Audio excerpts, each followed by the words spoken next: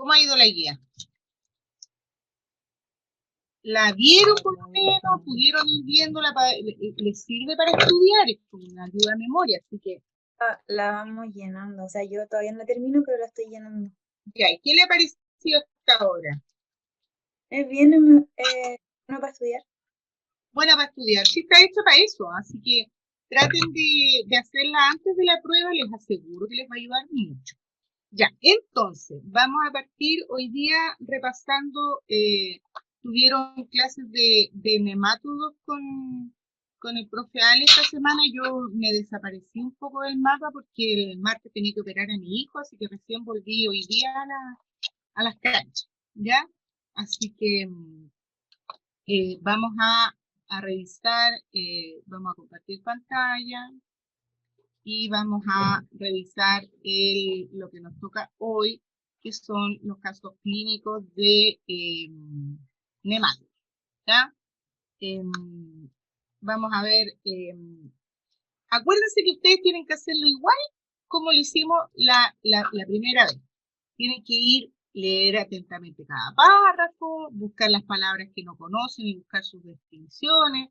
Después que tienen claras todas las palabras, rescatar qué es lo más importante de lo que se les entregó, detectar signos y síntomas, de todos los parásitos que hemos visto, cuál podría estar explicando este cuadro y ir, obviamente, al mismo momento justificando la hipótesis. Yo digo que es Ascaris, ya, pero ¿por qué digo que es Ascaris?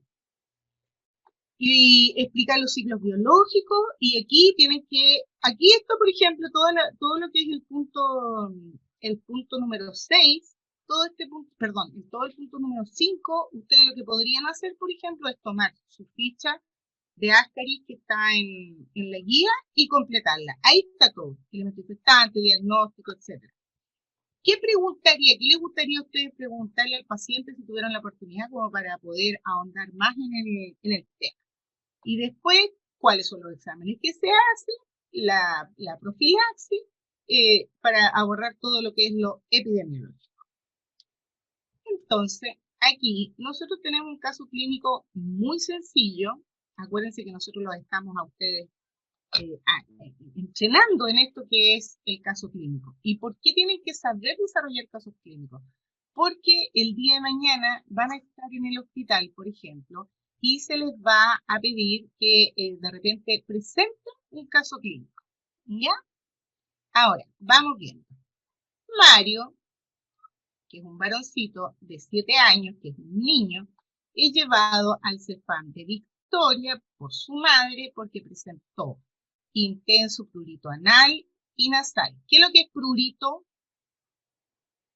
Prurito, ¿saben lo que es? ¿Qué es prurito, niños? Prurito significa picazón. ¿Ya? Anótelo. Prurito es picazón. Después, bruxismo. ¿Qué es el bruxismo? Cuando hacen sonar los dientes. Claro, uno aprieta los dientes, normalmente uno duerme, especialmente así, que significa un estado nervioso, ¿ya? Pesadillas, además, pobrecito, nocturna, y tener dificultad en el aprendizaje. Al examen se aprecia un niño con un buen desarrollo pondoestatural, pero sí un poco pálido, ojeroso y muy intranquilo. Esto de lo ojeroso, intranquilo, obviamente puede ser porque también está durmiendo mal. No se puede mantener quieto. Al interrogar a la madre, señala que una hija, hermana de Mario, de 14 años, también tiene prurito anal. Prurito anal es que le pica el potito. Se le efectúan diversos exámenes, urocultivo, el cual está negativo, a las 24 horas, parasitológico de heces, no se observan elementos parasitarios, pero se le hizo el test de Graham, el cual reveló abundantes huevos de enteroides vermicular. Este es un caso clínico súper sencillo porque ya te está dando la respuesta. Si ustedes se van a repasar toda la clínica que les pasó el martes pasado en profe Ale de enteroides vermicularis, ¿por qué podríamos explicar el prurito anal? ¿A qué se debe el prurito anal? Contéstenme los que vinieron a clase, por último, el martes. Los posibles huevos que va dejando en este caso el Enterobius en la zona anal durante Hola la noche. Marcelo, ¿cómo está? Hola profe Ale, que no la había visto. Sí, Marcelo, es por los huevos, pero Hola, hola. específicamente, ¿por qué? ¿Por qué por los huevos? ¿Son los huevos Los o que es otra cosa lo llevan que hace que pique? aquí el Enterobius hembra va a dejar su huevo en esa parte durante la noche. ¿Ya? ¿Quién más tiene alguna hipótesis de por qué este prurito? ¿Por qué pica el potito en el Enterobius vermicularis? Y que esa es la razón, porque no se pueden estar quietos. Siempre, a ninguno de ustedes cuando era chico y intranquilo alguien le dijo, parece que tiene pidulla en el poto este niñito o niñita. A nadie le dijeron eso, a mí me lo vivían diciendo. La picazón no es tanto por los huevos y la presencia de la hembra podría ser porque el hecho que... Pero cuando la hembra Profe, pone... Dígame, ¿eh? ¿no será porque quizás donde como se reconoce que es algo patógeno, se produce como una reacción alérgica o algo así? No, no va por ahí. A ver, Yo lo ¿cómo? expliqué, ¿eh? Así que, No, tengo claro, profe, que usted lo explicó. tirón ahí, Yo lo tengo claro. tirón ahí. A ver, dele, profe, dele. Yo les conté la historia, pues chiquillos. Si la hembra no solamente coloca los huevos, ¿por qué los huevos quedan adheridos? Ahí está el secreto. Porque se libera una sustancia como gelatinosa. Gelatinosa, ¿cierto? Y esa tiene componentes que son irritantes. Y una vez que se seca, irrita mucho más. Entonces, parte del mecanismo que tiene el esteroide para producir después la respuesta que es que el mismo paciente se vaya a rascar. Esta sustancia, acuérdense del ciclo. En la noche, porque es un ciclo solo nocturno, la hembra sale por el ano, coloca alrededor del ano los huevos con esta sustancia gelatinosa para que los huevos queden adheridos. ¿Y por qué tienen que quedar adheridos? Porque con la temperatura que está ahí entre medio de los dos cachetitos, es la temperatura ideal para que los huevos maduren. Entonces, esta sustancia gelatinosa, cuando se seca, queda queda como una gelatina seca y eso es lo que pica. Entonces, al otro día en la mañana, cuando el niño se levanta, lo primero que normalmente hacen uno es le lava el potito, los viste, lo lleva al colegio. Pero siempre queda esta irritación y esta sustancia y ahí el niño se rasca, se mueve para allá, se mueve para acá, porque lo que hace es moverse para poder rascarse el potito. ¿Ya? Ahora, el mal dormir, ¿cómo podríamos explicarlo? Ya lo dije ya, pero a ver si cacharon para seguir adelante. Por la picazón. Bueno, Por la picazón y porque la hembra justamente Nocturno. exacto, tiene el hábito nocturno de ir a poner los huevos. Profe, ¿qué otra cosa sería importante relevar del caso clínico en base a la clase que tuvieron? Bueno, yo les contaba que los niños prácticamente luchan toda la noche contra, contra el minto. Pero, a ver, aparte de eso, bueno, a lo mejor haciendo un poquito alusión a los mecanismos de infección. Ya, a ver, Y de chicos, por qué no aparecen huevos en el coprológico. ¿qué opinan ustedes? A ver, ¿cuál es el mecanismo de infección de esta parasitosis? ¿Cómo le explicarían ustedes?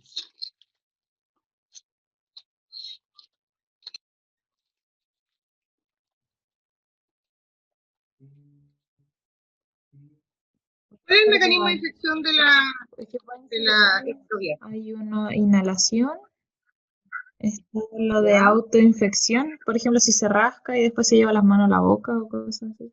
y el fecalismo o retroinfección. Exacto, el retroinfección. Ahora, estos huevos son extremadamente livianos, por tanto, en la mañana, cuando uno sacude el pijama, la ropa, los huevos vuelan por toda la habitación, y si uno después barre, va arrastrando los huevos por el resto de la casa.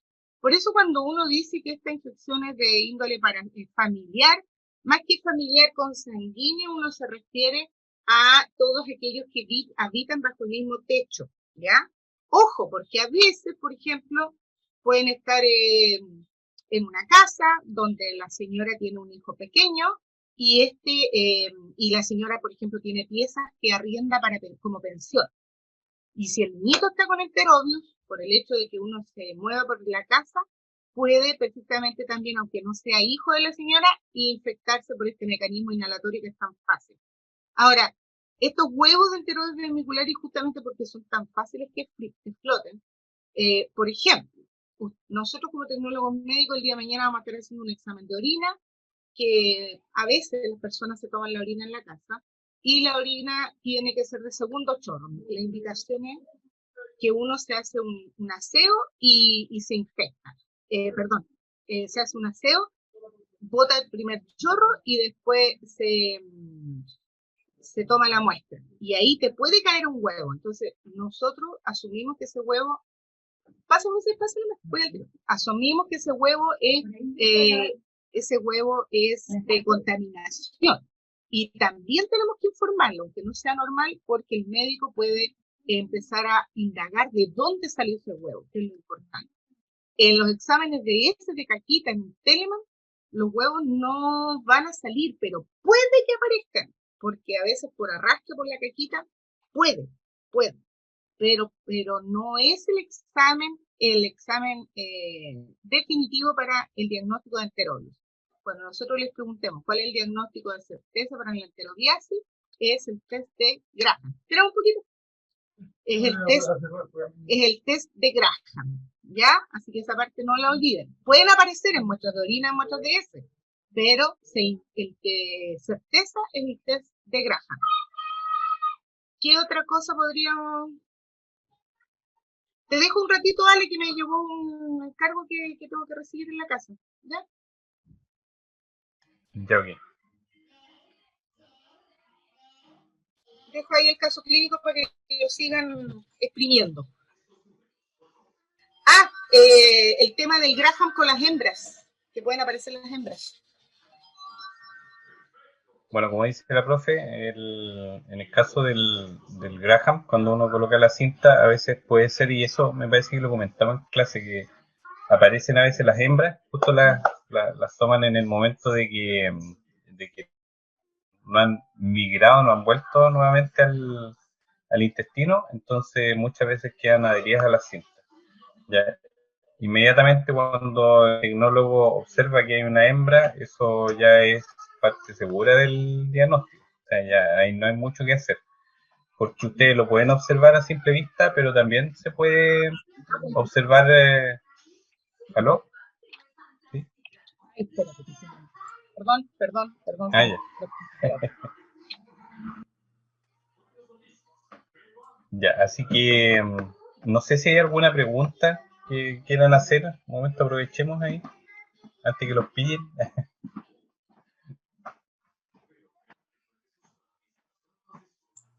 Ya, si ustedes observan una hembra, ¿qué estructuras anatómicas podrían encontrar diferenciales para decir que en realidad que es una hembra de enterobius y no es otra cosa?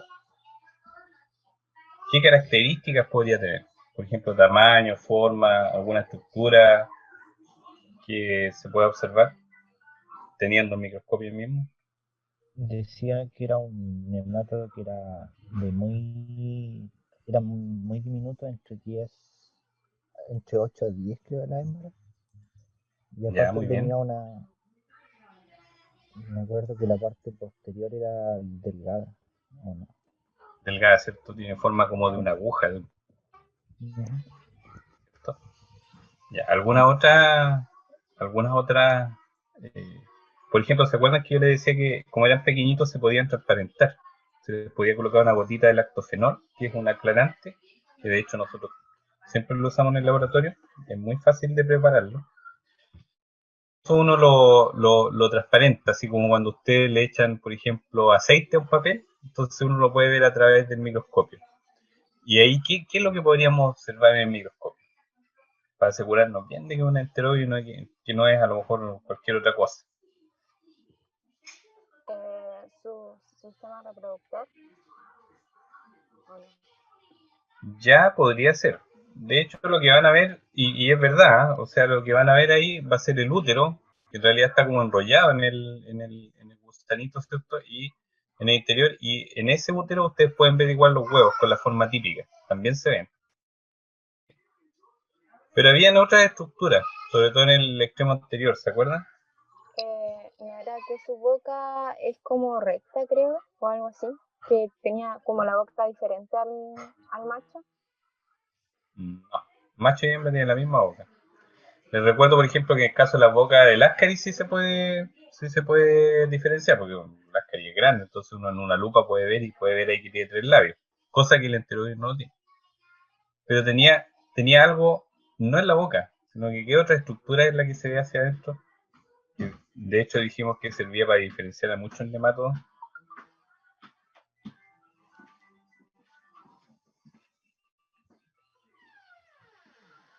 ¿Se acuerdan del esófago o faringe?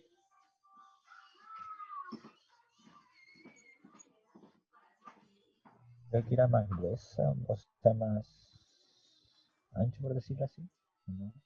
Ya. La parte del Bueno, esófago. de hecho, si ustedes revisan su apunte, van a ver que en la misma clase de morfología de nematodos, comentamos que el esófago tiene una forma, y que lo volvimos a ver en la clase del enteroide, tiene lo que se llama la forma oxyuroide, que es como que tiene dos bulbos, ya tiene como dos, como pelotas adentro, ¿ya? Va el esófago largo y después tiene como dos bulbos hacia abajo. ¿Ya? Es típica del esófago del enteroide. Y lo otro, que por fuera también tiene una estructura. ¿Alguien se acuerda, no?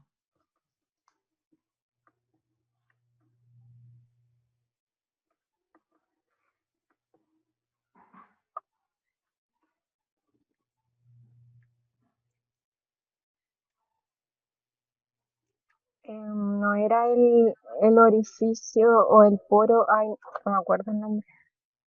Genital. Sí, No, no, ni poro genital ni poro excretor se les puede ver a los enteroides. O sea, bueno, el poro genital sí se les puede ver a las hembras, cuando están, sobre todo cuando han colocado los huevos, pero no es muy relevante. En el extremo anterior tienen una forma que es particular.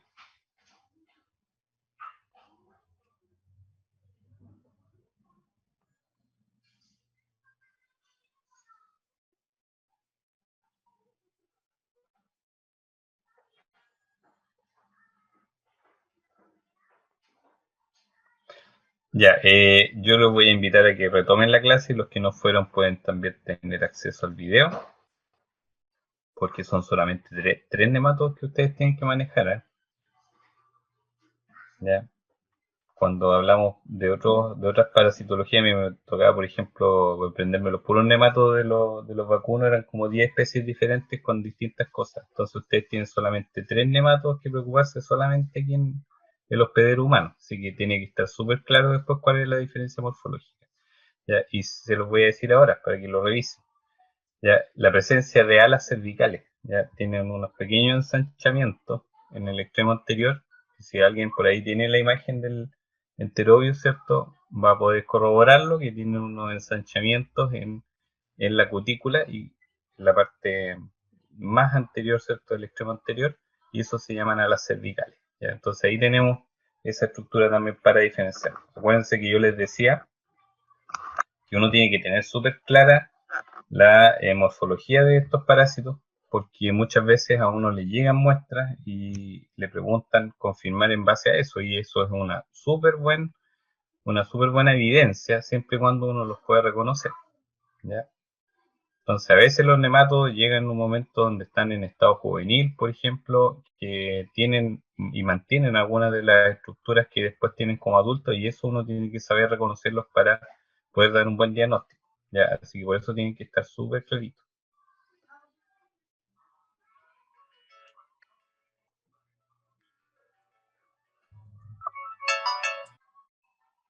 Claudio, ¿estás por ahí, Claudio, no? No está por ahí el profe.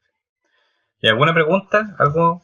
Aprovechen, mientras, antes que la profe les pregunte. Ahora estoy acá, Alejandro, disculpa. Ah, ya. No, O sea, preguntaba por si me tenía alguna pregunta para los chiquillos. Yo Pero creo que aquí, en el caso del enterobius, como tecnólogo médico, siempre nos complica un poco la toma de... Bueno, el tecnólogo médico no toma la muestra, pero eso hace el examen. Que a diferencia del coproparasitológico, como es un huevo que es muy volátil, que es muy liviano, el tecnólogo médico tiene que protegerse mucho para no inhalarlo.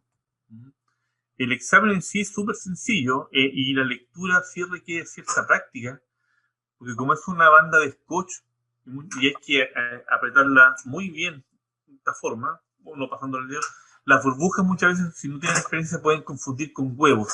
Y eso es súper importante, como les mostraba el profesor Alejandro en la clase del martes, la forma que tiene la larva, que se nota, se ve muy bien. Y como son casi transparentes, hay que usar mucho el ojo. Generalmente son 5 láminas que el tecnólogo médico que tiene que revisar. Si hay una alta contaminación, bueno, si ves en la lámina 1 ya un huevo no sigue leyendo. Pero generalmente la ley de Mercy se presenta en el laboratorio y generalmente en la lámina número 5, en el último extremo que se está cayendo, encuentras un huevo. Por lo tanto, eso sí es importante, poder leer todas las láminas. Tener cuidado en el transporte. Está protegido con mascarilla, con guantes, ojalá con antiparras igual para poder hacer una muy buena lectura. Es un huevo, con la experiencia es fácil de poder visualizarlo, pero especialmente a los alumnos cuando le confundo mucho las burbujas. Ahora, en la prueba práctica es súper fácil, cada vez que viene un scotch con una lámina, inmediatamente van a saber que es un huevo de enteroide. Así que, pero la parte morfológica es súper interesante verlo bajo lupa. Creo que las pruebas prácticas también lo hacíamos. Así que es importante poder distinguirlo porque, como decía la profesora Freire, generalmente nos van a llegar muestras directas o de orina o eventualmente de un coproparasitológico donde ven en este caso la hembra en forma completa. Es una buena opción poder observar bajo la lupa o el microscopio. Y en todo laboratorio hay un microscopio, por lo tanto va a ser fácil el poder verlo.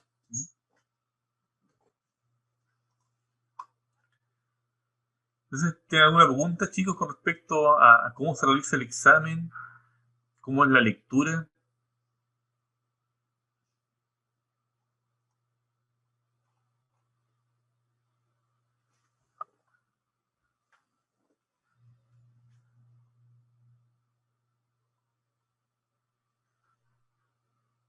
¿No?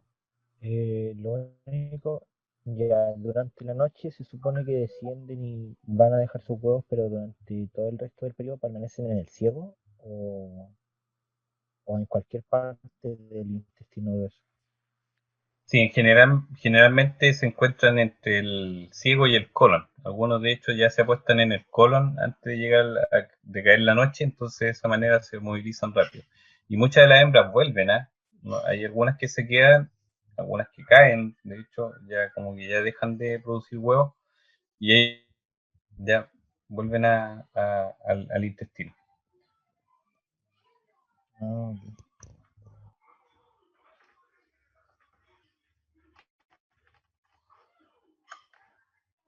¿Más preguntas? Profe, Dígame. es que el tema es de que, claro, el Enterovirus vermicularis es una enfermedad, o sea, una infección de tipo familiar. Pero, ¿cómo es que Ujú. tanto Mario como su hermana presentan síntomas, pero su mamá no? Bueno, bueno, son varias cosas que pueden suceder, desde la probabilidad de que a lo mejor una de las personas no se infecte, como también muchas veces los adultos desarrollan muchas veces también una inmunidad fuerte contra el esteroide y Por lo tanto, hay muy pocos que se desarrollan, entonces los signos que pueden producir o los síntomas son muy bajos, muy pobres, ¿ya? Entonces ahí pueden haber dos grandes razones. Además podemos ver, ¿cierto?, que los niños tienen en general menos hábitos higiénicos que los adultos, entonces eso también muchas veces puede influir en la infección. A pesar de que, como uno puede pensar, ¿cierto?, que los enterovirus, por los distintos mecanismos de infección que tienen, pueden infectar bastante bien a prácticamente. Y entonces puede ser eso.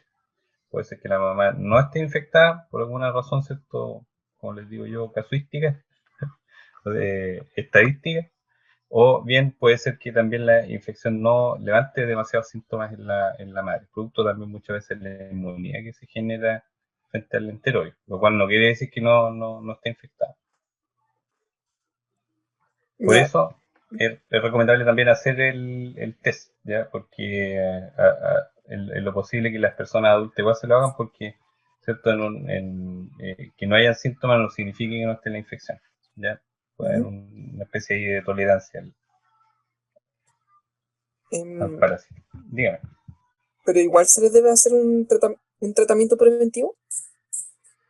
En gran parte de los casos sí, porque se asume que en algún momento o cuando se hacen el examen pueden estar parasitados, o puede que pase un tiempo y después todavía queden huevos en la casa y hayan personas que hagan una infección tardía, entonces habría que ponerse en todos esos casos. Así que la recomendación siempre es el tratamiento de forma familiar. Y generalmente también algunas recomendaciones Ay, para la casa, como muchas tú gracias, explicabas profe. bien, Alejandro, la semana en la clase pasada.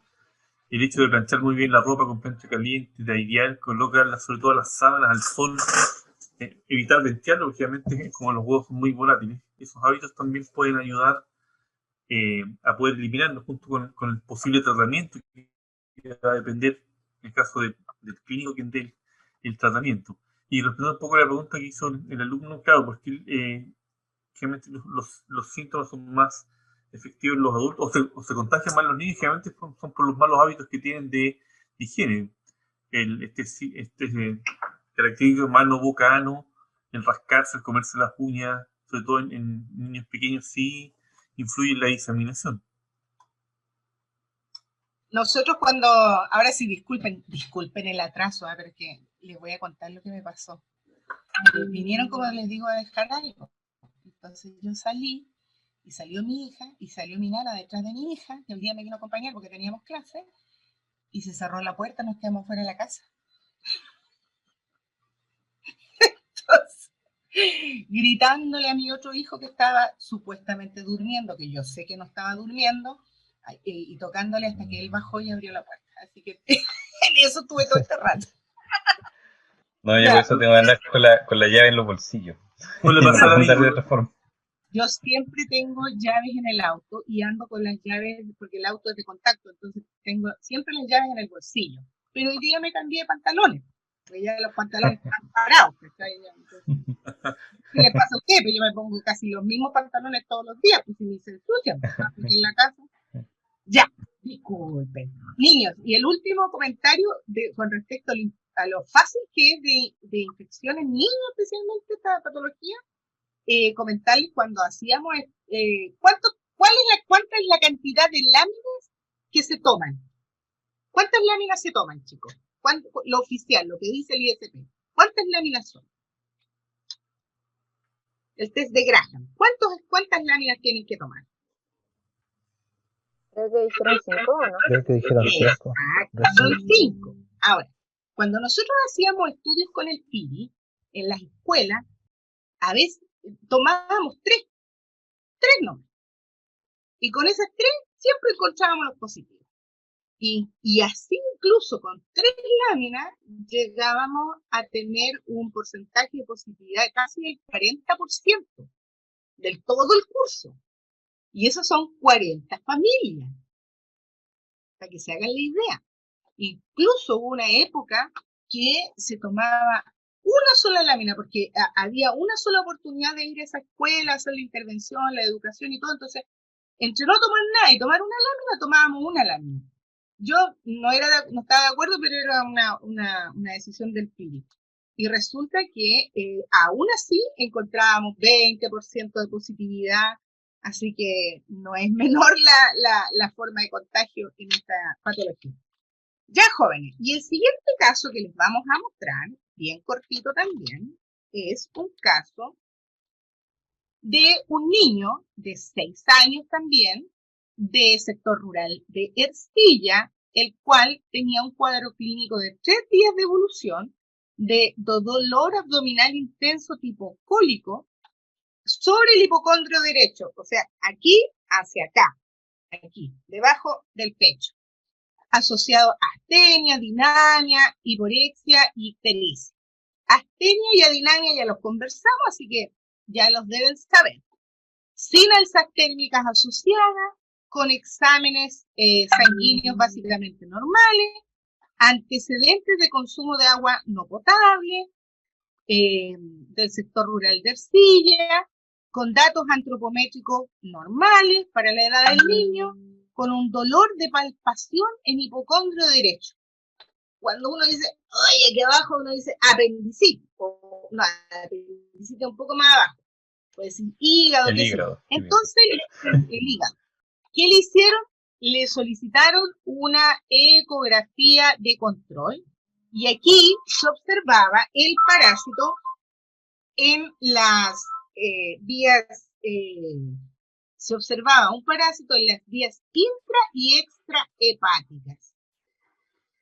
La colangiopancreatografía reportó una papila con un parásito vivo, con una vía biliar intra y extrahepática con múltiples parásitos vivos que se trajeron sin complicaciones aparentes y su evolución clínica fue favorable posterior al manejo instaurado.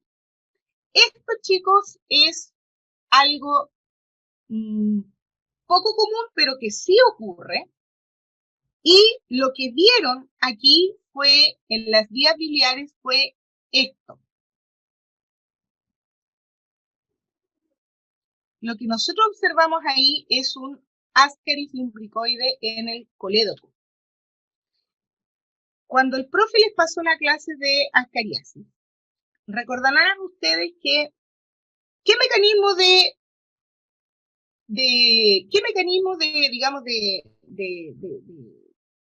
cómo lo hace, mejor dicho, el Ascaris para evitar ser eliminado por el lumen intestinal hacia afuera con el bolo alimenticio. ¿Qué es lo que hace el Ascaris? ¿Cómo evita salir si el ritmo va hacia allá? ¿Cómo el Ascaris evita no ser eliminado? A ver, ¿quién se acuerda? Me acuerdo que creo que decía de que pasaba al sistema circulatorio, o sea, a la vena cava, y hacía un recorrido la hembra por otras partes del cuerpo fuera del intestino delgado. Claro, cuando nosotros ingerimos el huevo, Creo, profe, que era porque atravesaba la mucosa, no, el ¿no? adulto de Ascaris siempre se mantiene en el lumen intestinal. Y lo que menciona Marcelo se refiere a el ciclo de los, que la larva que sale, la larva 2, que es el Claro. elemento infectante, se da una vueltecita, como dices tú, sale por los alveolos, llega al tracto bronquial, es nuevamente deglutida y ahí recién llega al estado de adulto en el duodeno. Pero ¿cómo se mantiene? Exacto, pero ibas bien, Marcelo. La pregunta mejor planteada es, ¿cómo se mantiene el adulto en el tracto intestinal sin ser eliminado hacia afuera, mejor dicho?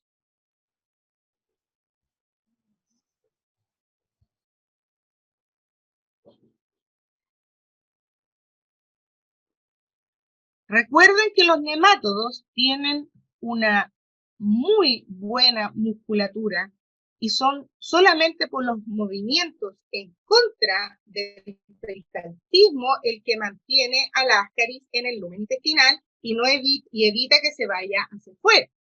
Ahora, ¿cuál era el hábitat del Ascaris? Duodeno. A veces ocurre que este Ascaris que está en el duodeno mete quinta o mete sexta y agarra moto y se va hacia las vías biliares. Sale de su hábitat y se va a las vías biliares. Por eso apareció aquí en el colédoco. Y eso puede ocurrir, ¿ya?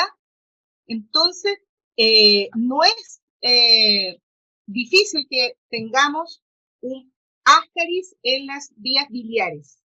Y es debido a que el Ascaris, con este peristaltismo, o sea, este movimiento que mantiene en contra del peristaltismo, avance más que lo que se mantenga en el duodeno y pueda subir hacia el hígado por las vías.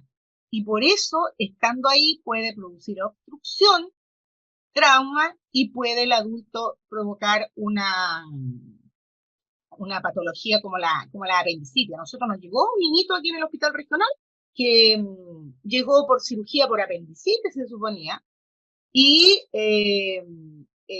por problemas en el colédoco, qué sé yo, y apareció un trozo del Ascaris, porque lo cortaron, lo pasaron a cortar.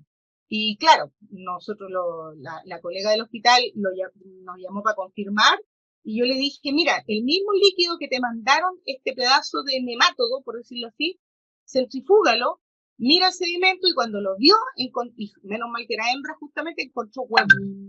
Así que con eso terminaron de hacer el diagnóstico de Ascaris. Después al niñito le dieron tratamiento. ¿Cuál es el tratamiento para el Ascaris? ¿Qué se le da a los nemátodos? ¿El genérico?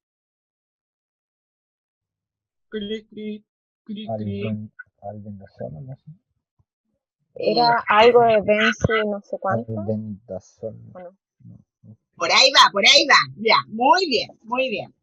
Y al niñito le dieron el tratamiento y rápidamente eliminó 3 ejemplares adultos que están en el laboratorio, que cuando vayamos a Parásito 2 nosotros se los vamos a mostrar porque los tenemos aislados, digamos, para que podamos mostrárselos a ustedes.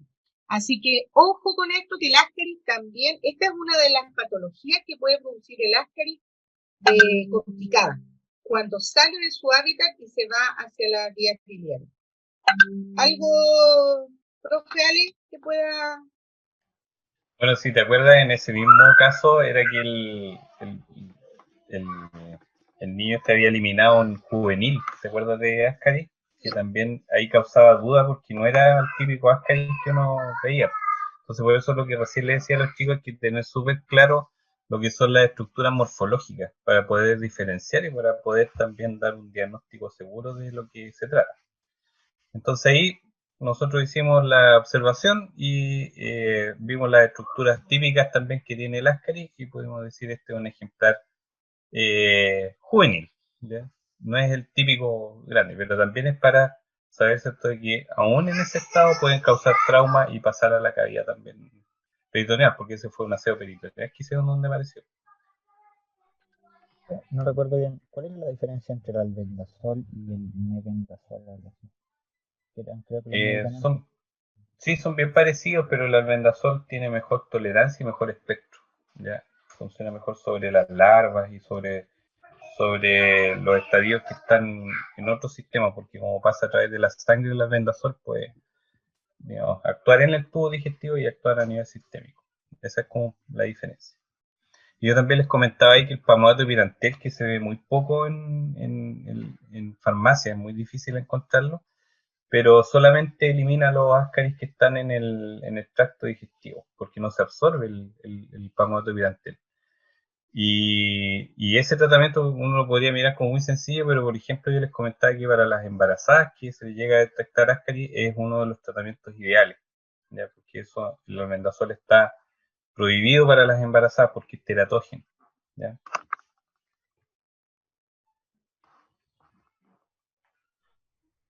Gracias. Ya, jóvenes, ¿alguna consulta? Porque ya no nos vemos hasta el día de la prueba.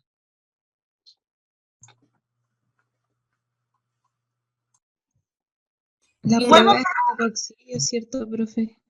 Ajá. Yo iba a preguntar si la prueba era en el horario de clases. Sí. Ah, ya. Es que todos lo hacen en horarios que no son de clases. No, nosotros las hacemos en horario de clase. Ay, qué bueno. Así está hecho el calendario. Ahora, si eventualmente necesitamos más tiempo, pasar creo que hay una prueba que la vamos a hacer fuera de horario, pero no, creo que están todas dentro del calendario. En todo caso, si hay algún día que tengamos, por ejemplo, que repasar alguna materia o qué sé yo, ahí nos organizamos. Todo es flexible en esta vida. Ya, chicos, si no tienen más dudas, entonces vamos a dejarlos libres para que descansen de esta semana de pruebas que quedaron medio toco. Imagínate, tenemos 22 niños, 22, me va a dar depresión otra vez. Me va a dar pena. Entonces que debe ser porque como no han visto la clase del martes, es para no andar tan perdidos y uno igual se siente perdido de repente y da como cosa porque preguntan y nadie responde y es como, profe, no he visto la clase. Igual tiene que venir pues, con mayor razón, pues si no Igual se vinieron a la aprende. clase, igual se aprende, así que no es excusa, tienen que igual venir porque algo les va a quedar de lo que estamos conversando. Sí, la verdad Además sí, que harto. tiene la ventaja de los videos.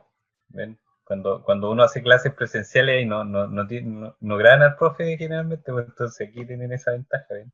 Entonces el que no venga tiene que comprometerse a ver los videos y a venir ya con algo. Nosotros teníamos un compañero, Carlito Ollarzo, un amor de persona. Carlito grababa las clases. Imagínate, años luz, porque nosotros pasamos por la U hace rato. Carlito grababa las clases. Además tenía una letra hermosa. Y Carlito pasaba todas las clases a su cuaderno. Obviamente era uno de los mejores alumnos. Comprenderán ustedes que todos teníamos fotocopias del cuaderno de Carlito, pues si nadie tomaba apuntes ni nada.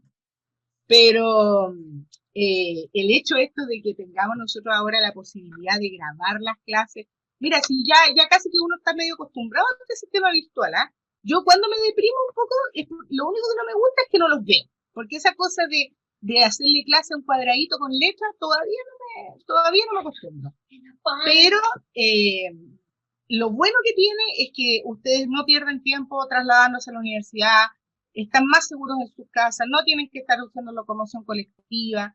Entonces, es bastante, mientras estemos en este periodo de pandemia, que todavía nos va a durar el próximo año, nosotros, por ejemplo, como asignatura, pedimos que el próximo año fuera mixto. O sea, vamos a hacer las clases prácticas en grupos pequeños con ustedes en el laboratorio y todo lo teórico lo vamos a seguir viendo virtual. Porque yo prefiero que estén en sus casas, tranquilos, y a menos que el escenario cambie, pero ya radicalmente, que no va a pasar. Ahí recién, yo creo que el 2022 vamos a estar volviendo a lo presencial. Si es que yo ya no digo nada porque... Va a ser todo un híbrido.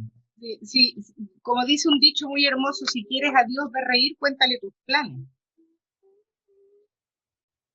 Así que... Ya, jóvenes, vayan a descansar. Nos vemos la próxima semana en la prueba, en el horario de clases. Y va a estar por campus virtual. Les vamos a pedir que se mantengan conectados por si tienen alguna duda. Pero quien tenga problemas para conectarse, bueno, no va a haber problema en que se desconecte el campus virtual, se desconecte del Zoom y quede solamente en el campus virtual haciendo su prueba. ¿Ok? Okay. Yo podría hablar para que nos quedemos. Para que nos quedemos para hacer dos preguntitas aprovechando la sesión. Ya, chao, chiquillos. Nos vemos. Chicos, gusto de escucharles y verles. Chao. Chao. Chao.